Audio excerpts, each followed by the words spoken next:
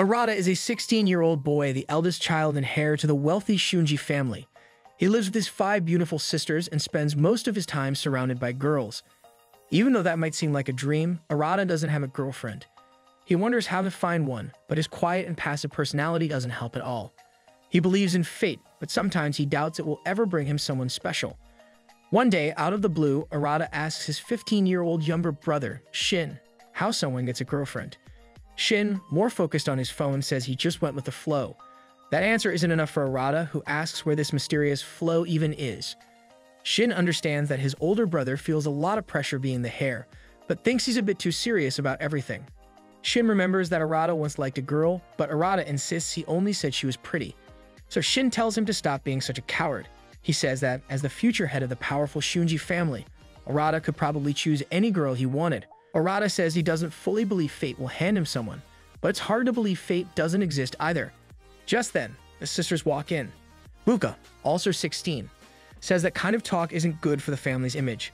Siha, 17, jokes that 30% of boys' conversations are about girls and 60% are about what they do with them. Manami, who's 15, adds her own calculation, saying 80% of boys talk about the same stuff. Banri, the eldest sister at 18, points out that Manami's math doesn't add up. 14-year-old Kotono stays quiet, while Oka jokes that Arata probably pressures Shin to tell him about his love life with his girlfriend. Arata quickly denies it. Still, Shin betrays him, saying that Arata once commented on how Oka's body was becoming more mature. Offended, Wuka sends her dog Velzel to bite him. Wuka even jokes that the dog should have gone for a more painful spot. Arata shouts that he would never think about his sisters in that way, but the girls don't care and happily feed the dog as a reward. Minami says Arata is lucky he wasn't locked up in room 8 for what he said. Banri thinks Oka is being too harsh on him. After all, it's normal for teenage boys to have wild thoughts sometimes. Luca responds that it's those thoughts that make Arata's imagination go wild, especially when Banri walks around swaying her body in front of him. Banri admits she understands why he's surrounded by attractive sisters all the time. Seiga argues that having feelings for a sibling isn't natural and goes against science, especially with all the risks of inbreeding. But Banri says that not everything about the human mind can be explained with logic. She then teases Siha, asking if even the science princess hasn't fallen in love.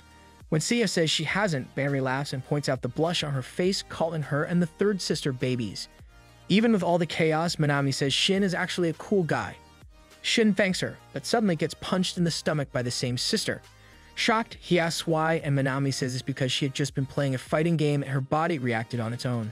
Luka thinks Manami might have reflexes that act on their own. Seiha adds that she might be strong enough to be an Olympic athlete. Changing the subject, Banri says Shin is actually quite handsome. Luka agrees but says his bad attitude ruins everything. He doesn't make good use of the good looks he got from their father.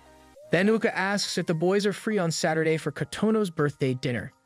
Shin says he only has plans on Sunday, so Luka decides both of them are free without even asking Arata. Kotono, the youngest sister at 14, asks Arata herself, and he says his plans aren't important and he can change them. The next day at the subway station, all eyes are on the sisters. The 5 Shiunji girls are well known for their beauty, each with her own fan club. They're treated like local celebrities. People stare at them in amazement, and the same goes for the 2 brothers. Just like the girls, they draw attention wherever they go. People nearby can't help but envy the boys who get to live with such stunning sisters. At school, Arata sighed, finding it funny that people envy him for living with his 5 sisters. If they knew what the girls were really like, they wouldn't think that way at all. Shin, always a bit philosophical, said that people usually only see what's on the surface. Arata agreed, saying the girls were like the ruling party in their house, while the boys were the powerless opposition. The girls could hit them, but if the boys tried anything, they'd be in trouble. Even her father always took the sister's side. Shin remembered being bullied as a kid, but since he lives with 5 beautiful girls, outsiders still imagine his life is like a romantic comedy. In reality, each sister had her own strong presence. Banri, the oldest at 18, was already in college and training to become a nurse. Her kind and calm nature made her very popular. Siha, 17, was in her final year of high school and the president of the science club. She was the top student in the whole school, and even though she was cold and distant, that made her even more admired by some. Luka, the third sister, was in her 2nd year of high school. She was both smart and athletic, one of the top runners and swimmers, and highly respected. Manami, who had just started high school, was a tennis prodigy who won the elementary school championships 3 years in a row. People even said she could be an Olympian someday. Her Her tomboy style made her popular with both boys and girls. Finally, Kotono, the youngest, was still in elementary school.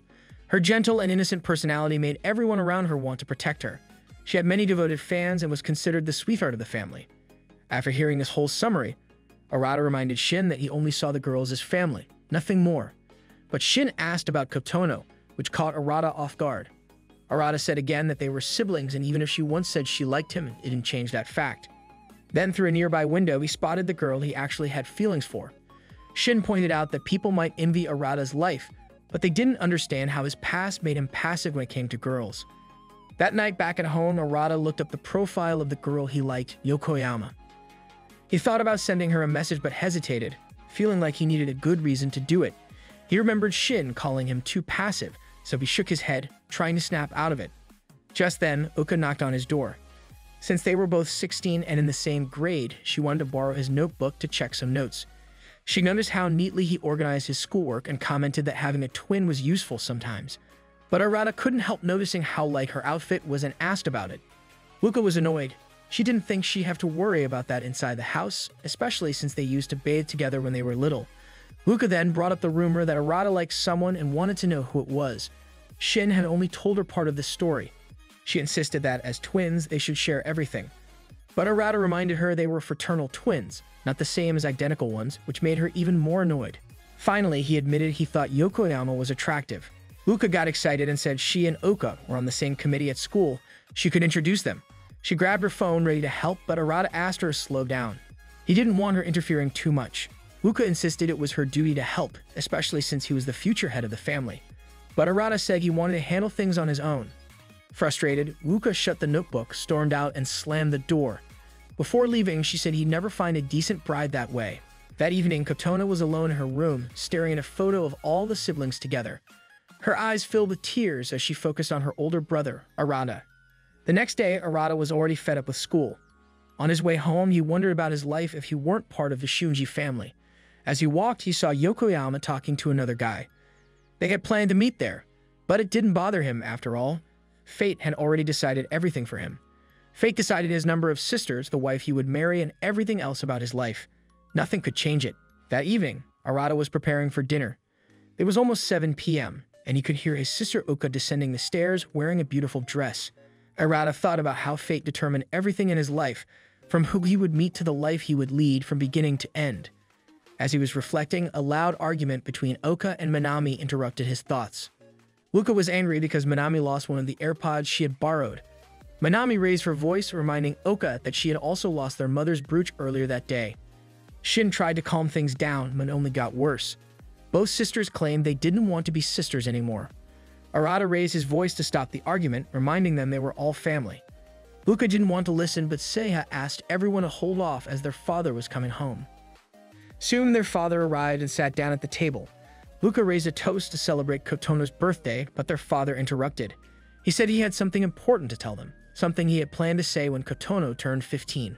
But before anything else, he assured everyone that nothing would change his love for all his children. Then he dropped a bombshell. None of the children were actually his biological kids. Arata stood up, shocked, asking what he meant. Their father explained that all of them were adopted, and he had promised their mother, Chihiro, that he would tell them when Kotono turned 15. He revealed that Minami and Shin were the only real siblings, and Arata and Oka weren't even twins. This revelation stunned Arata and Oka, who looked at each other in disbelief. The father said he would answer any questions they had, but since it was Kotono's birthday, he wanted to keep the evening joyful. The maid, Yamaguchi, was called to bring appetizers, but the mood was already ruined. The dinner felt awkward, and everyone sat in silence, reflecting on how everything they had believed about their family was a lie. After the meal, Banri, the eldest, dismissed the maid and gathered the siblings to talk privately.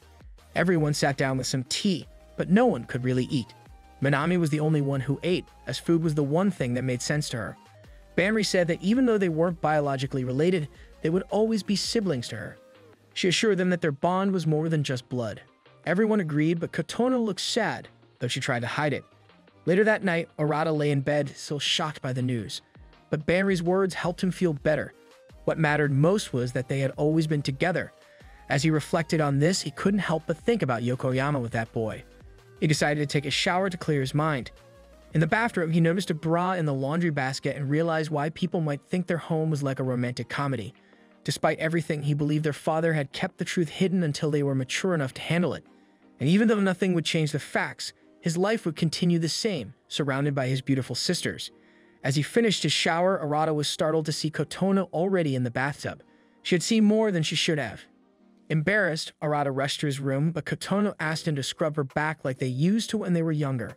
Trying to act normal, Arata quickly finished the task and told her to learn to do it herself next time.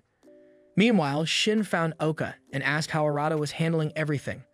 Uka felt bad for Kotono, especially since it was her birthday. She thought everyone should support her more because she was the youngest. Shin agreed, but he knew Arata would still be the protective older brother. He reminded Oka that only he and Minami were the real twins.